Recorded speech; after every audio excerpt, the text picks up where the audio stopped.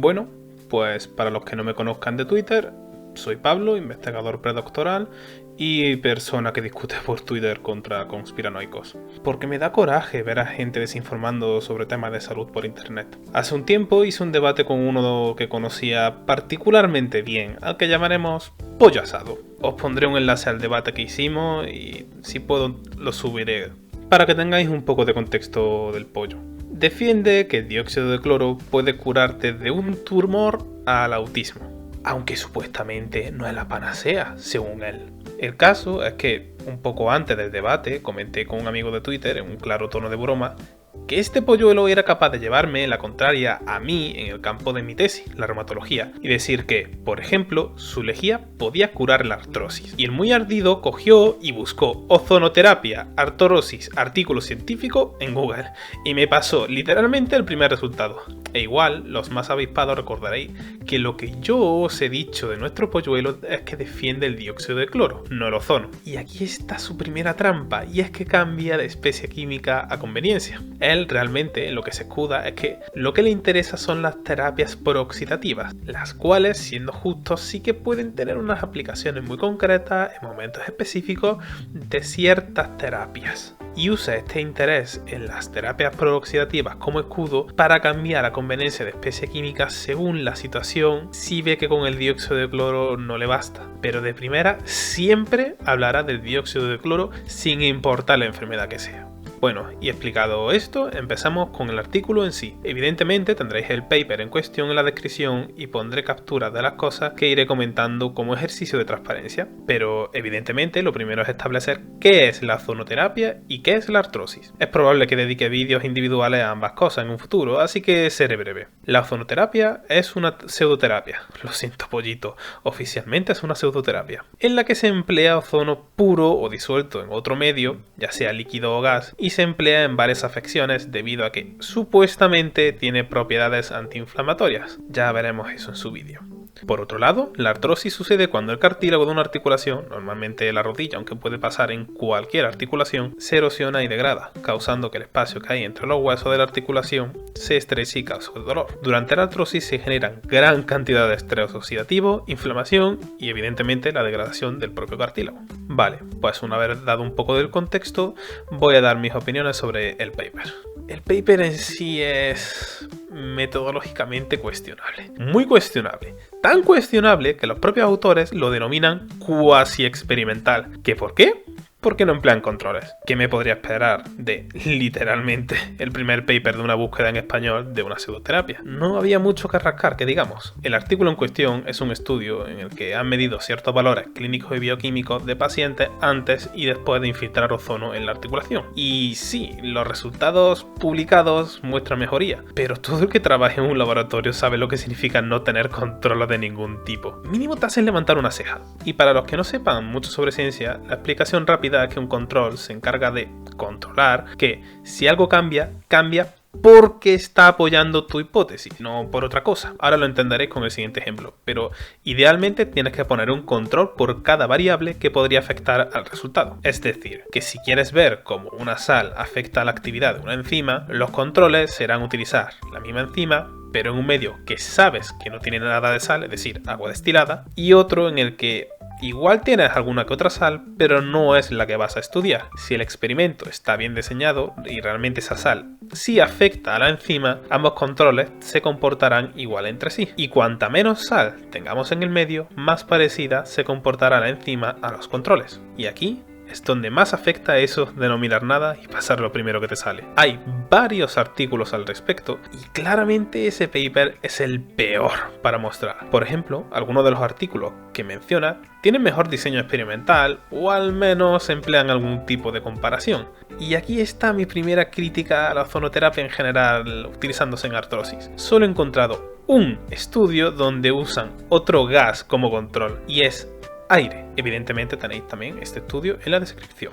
Explico por qué esto sería un problema. Cuando vas a darle un tratamiento a un paciente, debes tener en cuenta el efecto placebo. Y por si acaso, resumen express. El efecto placebo se da cuando tomas algo que se sabe que no tiene un efecto per se, pero tu cerebro te hace creer que es un medicamento y te hace mejorar respecto a un control al que no se le ha dado absolutamente nada, a pesar de que técnicamente tú tampoco te has tomado nada para mejorar. En los estudios que he podido encontrar no usan placebo, sino que si acaso lo comparan con algún tipo de sustancia que sí se está empezando a utilizar como tratamiento, como podría ser el ácido hialurónico. Vale, hasta aquí bien, más o menos. Están comparando algo que se sabe que funciona más o menos con un tratamiento nuevo. Pero hay un pequeño problema, y es que están empleando como tratamiento el ozono, que es un gas. Y ese es un factor muy importante a tener en cuenta. Ningún estudio que yo haya visto emplea gases inertes como control, como podría ser reemplazar el ozono por nitrógeno o argón, o directamente eliminar el ozono, que se supone que es el principio activo de la infiltración. O prueban a usar otros gases no inertes que se sabe que podrían ayudar a tratar la artrosis, como el hidrógeno, que es reductor y no oxidante. O sea que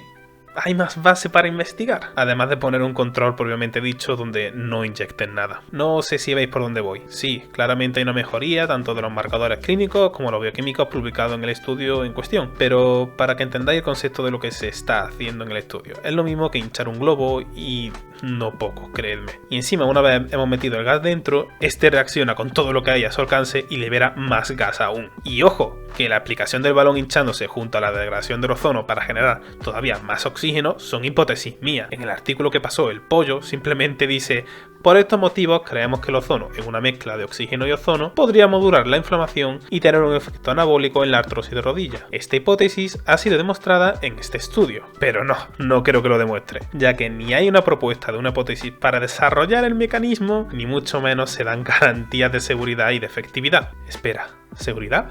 Exacto, porque este vídeo está patrocinado por... Nah, es coña. Pero el melón de la seguridad de la ozonoterapia hablaremos otro día. Solo dejar ver que en la artrosis se produce una gran cantidad de estrés oxidativo. Y de hecho, muchas terapias modernas intentan limitar o directamente eliminar ese estrés oxidativo. Y el ozono es una especie reactiva de oxígeno que produce más estrés oxidativo. Positivo por positivo no es negativo. Citando a uno de los artículos que cita el paper del pollo, la infiltración intraarticular con ozono aparenta ser una intervención terapéutica eficaz a corto plazo. Sin embargo, hacen falta estudios con mayor calidad metodológica que confirmen la eficacia y analicen la seguridad a largo plazo. El caso es que, al hacer que el espacio en la articulación tenga mayor presión, se aumenta el espacio en la articulación. Eso reduce la fricción, el rozamiento y permitiría la recuperación del tejido. Esto, además, explicaría por qué la mejoría es tan rápida en el caso del pollo estudio. Y de la diferencia entre estudios ya hablaré más tarde. Y en cuanto al estudio que sí que presenta placebo con aire, sí que son significativos.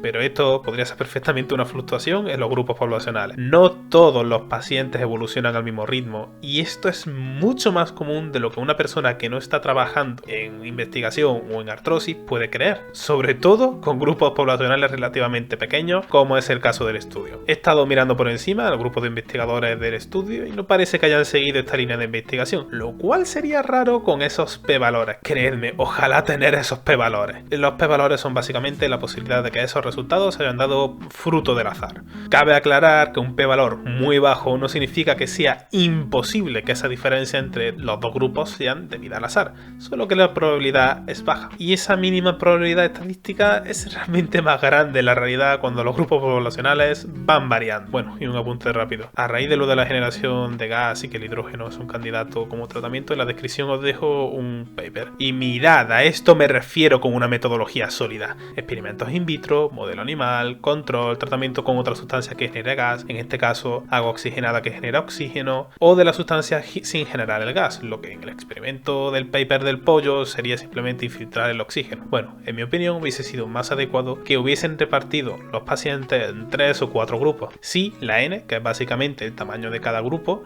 es muy pequeña, pero para un estudio piloto podría establecer un buen camino y esclarecería muchas preguntas vitales si es que la ozonoterapia realmente se quiere aplicar correctamente y de forma generalizada.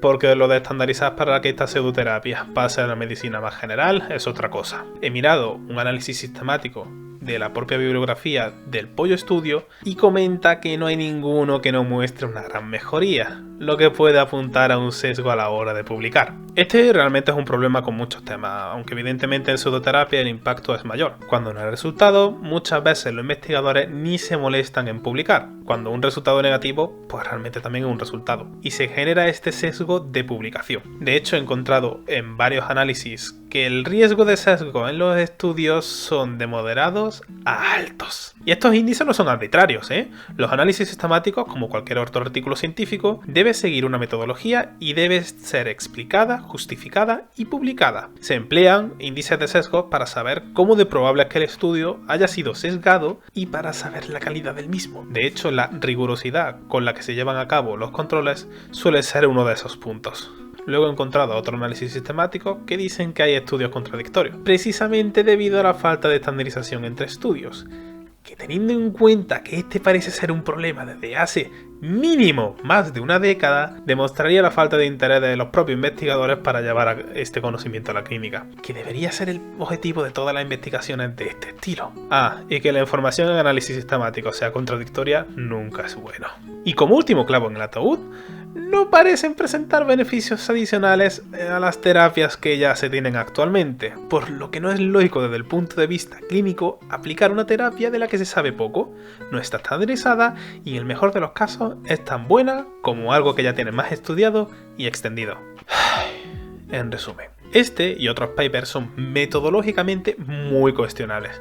Todos ellos, sin excepción, y me he parado a mirar más de lo que debería. La hipótesis del balón y la estequiometría se me ocurrieron al instante, y antes de mi tesis yo ni hacía biomedicina. Y ante la pregunta, ¿puede que el ozono acabe usándose para tratar la artrosis? Pues oye, yo qué sé, podría ser. No voy a negar los resultados, claramente son positivos, pero la lista de problemas en este campo es tan grande que sería inmoral recomendar su uso en clínica a día de hoy, teniendo las alternativas que tenemos, que aunque estén lejos de ser perfectas, y en el caso de muchos pacientes ni siquiera son buenas, pues son igual de efectivas que una pseudoterapia cuyas evidencias son laxas, difusas y sus contras misteriosamente poco estudiadas para lo peligroso que sabemos que es el ozono. Bueno, por mi parte nada más, espero que este vídeo os haya gustado. Intentaré sacar cuando me sea posible. Cualquiera que esté en una tesis sabe cómo te chupa el alma.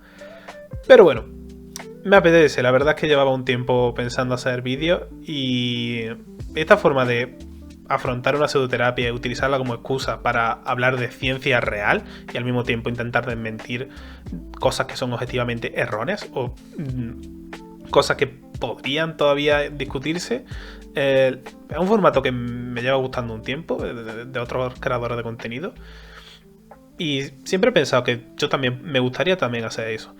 Así que nada, por mi parte nada más, suscribiros para apoyar a un muerto de hambre como yo y nos vemos en la próxima.